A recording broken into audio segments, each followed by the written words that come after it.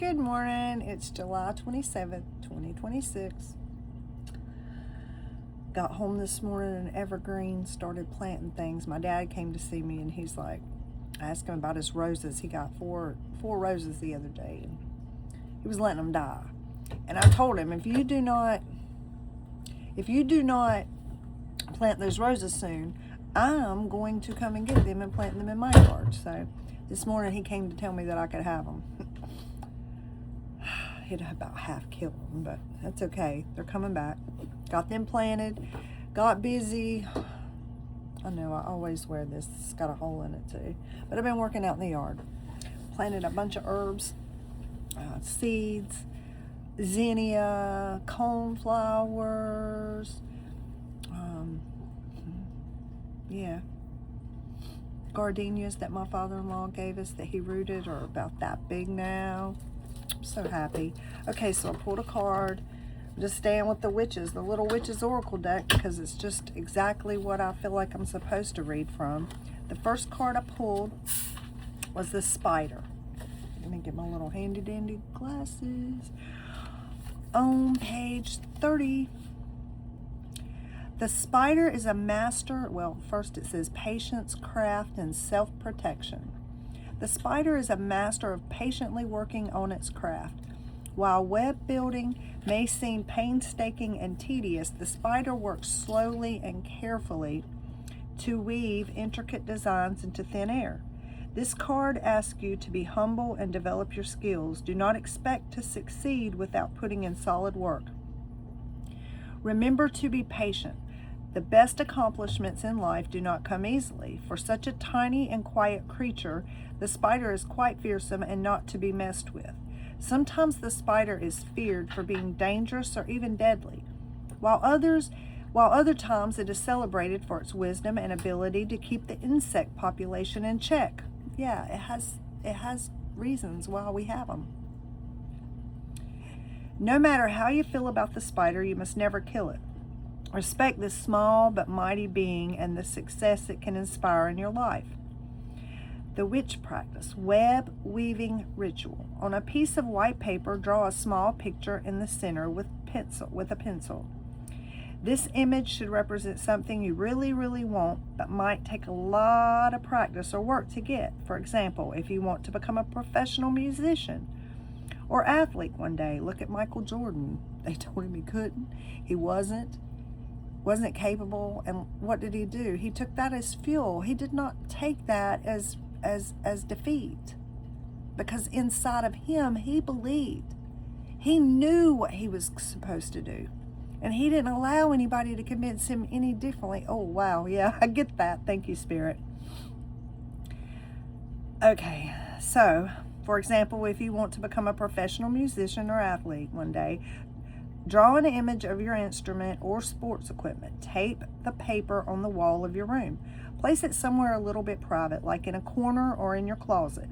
Then every time you practice or work on your goal, use pencil to draw a line around the image so that as you continue to practice, it builds a web around the picture. Continue until you have a web that fills the entire paper. Oh, that's a good idea. Whether you know, it's just a good idea. Okay, and the second card was the fortress. I love this. We used to make blanket fortresses when I was little, and then my kids did too. The fortress, safety, relaxation, and refuge. Oh, the other was on page 30 and 31. This one's on page 90 and 91. The fortress is a protective place. When inside, it is safe to sleep, relax, and eat. No matter what is happening outside, a true fortress feels safe and warm inside. I feel that here. The fortress suggests you need to find refuge in a safe place, whether you already have one or you need to build this place yourself.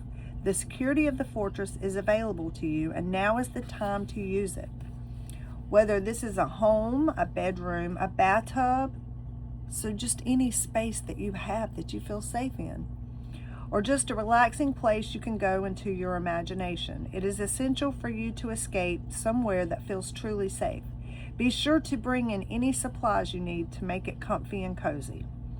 Everybody needs a fortress. It doesn't matter how brave or strong you are in the world, it is essential to relax in a place where you can rest and recharge. It is. Restful refuge meditation, the witch practice. Go to a quiet place where you will not be disturbed. Take a few deep breaths.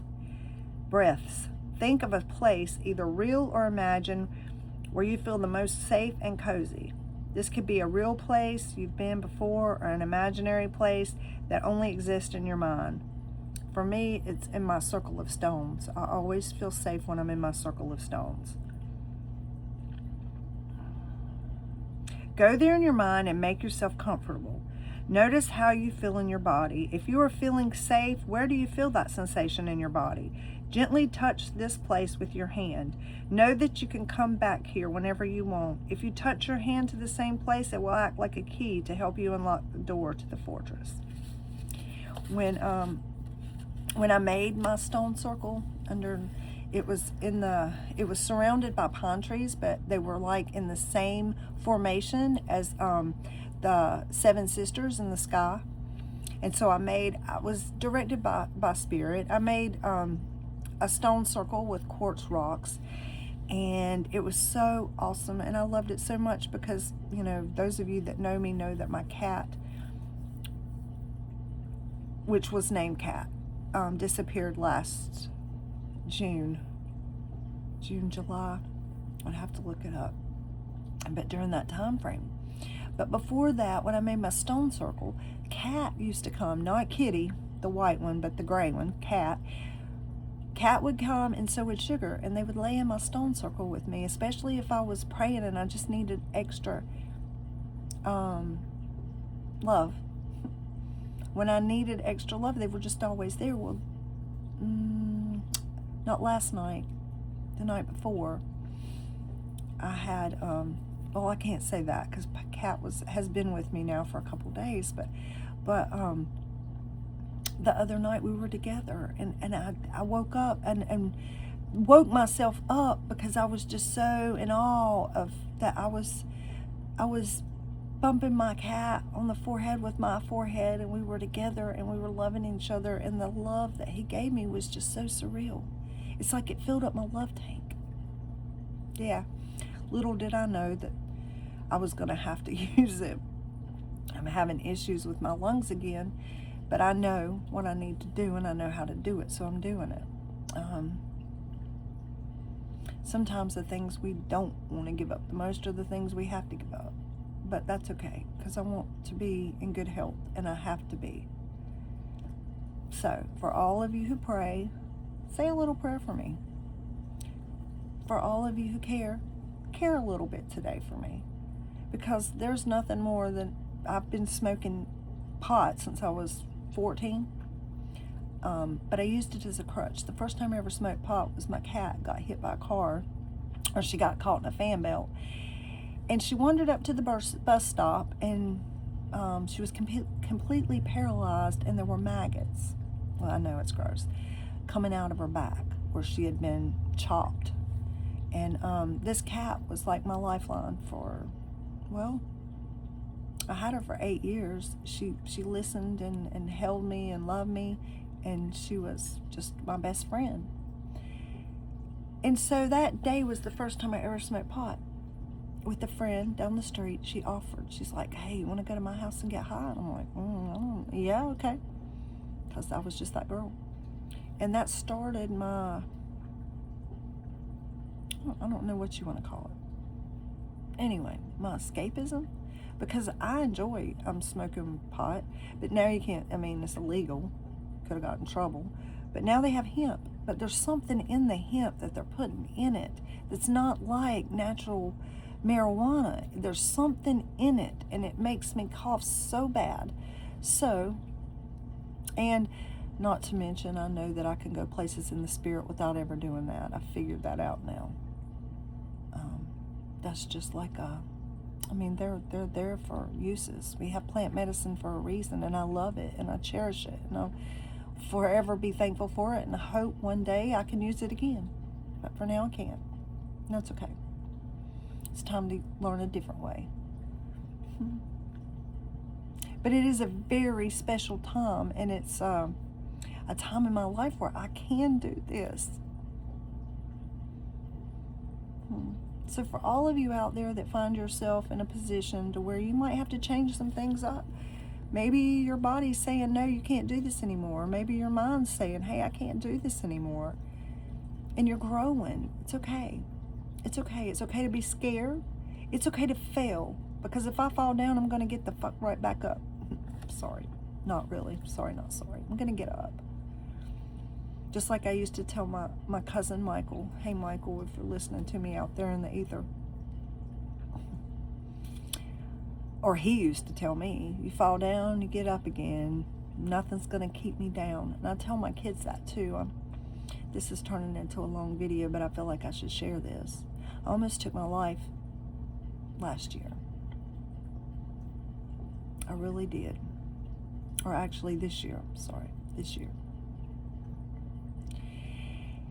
And I was at my lowest moment in my whole entire life. I had come to the conclusion that it didn't matter. If I was myself, nobody was going to love me. The people that I wanted to be myself for the most couldn't accept me for who I was. And I've shared that before. And it devastated me, and I was willing to evacuate the earth. I was willing to give up this suit. I was willing to check out and go. And I wonder how many of my ancestors have done that in the past. Because I heard a voice that said, take this. I took them all. And, if it hadn't have been for my husband knowing or just having a premonition, I would be dead. Or at least I think I would. I'm pretty sure I would. But after that, a lot of things have happened since then. And I've walked through things that I never thought I would walk through, but I'm grateful for every single one of them. Even this right now. Having to give up something that, I thought sis, when I was arguing, I'm like, why? And, but I'm like, I had to give up cigarettes. I had to give up this. I had to give up that. This is what I need. And it just, no, I can't breathe. If you want to breathe, if you can't breathe, you'll die. And I heard, you gave up cigarettes, Angie. You've been smoking cigarettes since you were 12. And you didn't smoke weed all your life. You had periods of time that you did. You were sober, or not sober, I don't want to call it that. You didn't smoke for 12 years. But it's not like that. It's because I'm choosing. It's not that I'm having to. I'm making a choice for me. And I've had to make a lot of choices for me. And at first I felt really selfish. And then I'm like, no, it's not selfish not to love yourself enough to want to live. Now I don't want to die. I want to live every day to the fullest of my ability and be so full of joy that it's overflowing. I'm not stupid. I know that there are days that that's not going to happen. And I know that I have to fight through that. But I believe in myself. And that's the whole point. If someone who tried to take her own life, can believe in myself enough that I can say no to things that are hurting me right now without judging you or putting that same kind of thing, because what might be bad for me might not be bad for you, and that's what I'm understanding. I told my dad that. I told him I was proud of him. I am proud of him. He did something everybody thought he would never do, including me. And he can't see it. All he can see is, well, I just had to do this. I'm like, no, you did not. You didn't have to. You didn't have to. You didn't have to. You chose to, Daddy. So, for all of you out there that have to choose to do something that you might think is hard, but it's good for you, do it anyway. Try. If you fall down, get back up. There's nothing wrong with failing. There's nothing wrong with failing. We all fail. There's nothing wrong with staying there. There's nothing wrong with you. But there are so many things that can go right that you just don't know. So believe in yourself. Trust yourself. Get to know yourself. Go look in the mirror. I mean, really, look in the mirror.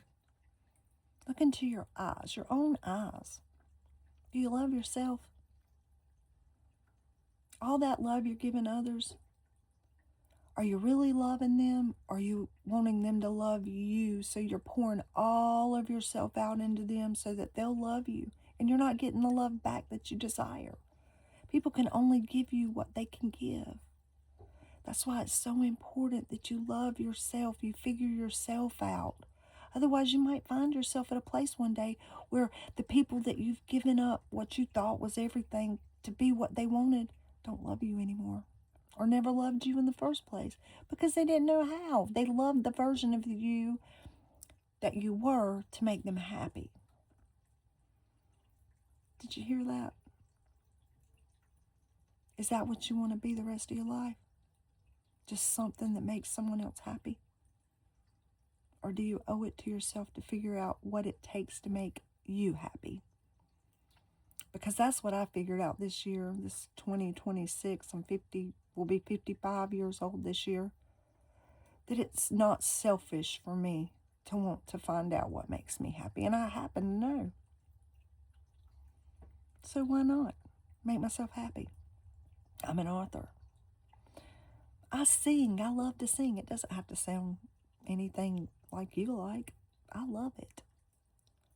I write poetry. I dance. I love to dance. I love to talk.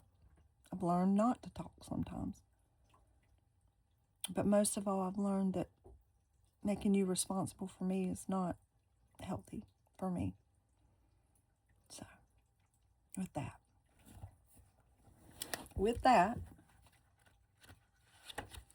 be that spider. Figure out what you like. Draw the web. The fortress. Find yourself your fortress, or be your own. But whatever you do, love yourself, forgive yourself, and get back up. Because as long as we have breath in our lungs and life, we do not have to lay down and give up. I don't care if you fail every day 50,000 times a day. Sooner or later, if you continue to get back up, it will go your way. It has to. Because if you believe in yourself enough to get up, oh my God. Okay, so with that, I love you. Thank you for listening. Thank you for being here sometimes. Wow, I just love talking to you. It makes me feel good. And I know I'm talking to myself.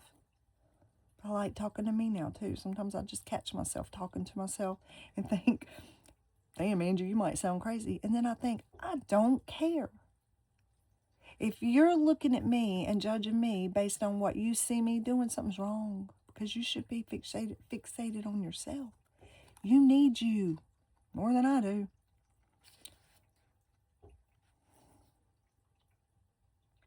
I need you to need you. Or no, I don't. I want you to. I just really want you to love yourself and have joy. So, love yourself, have joy, have a great day. You are worthy. You deserve peace and rest. I don't care where you find yourself. The homeless, the drug addict. I've said it before. The person that molested a child. I'm sorry. I know that would probably hair lip a lot of people, but I don't care. I don't care who you are. If you're here, you came to play a part, and you're needed. So know that. You're needed. You're loved. You're special. And you deserve peace and rest, just like any other human being on the face of this earth. So, with that, thank you for listening. Thank you.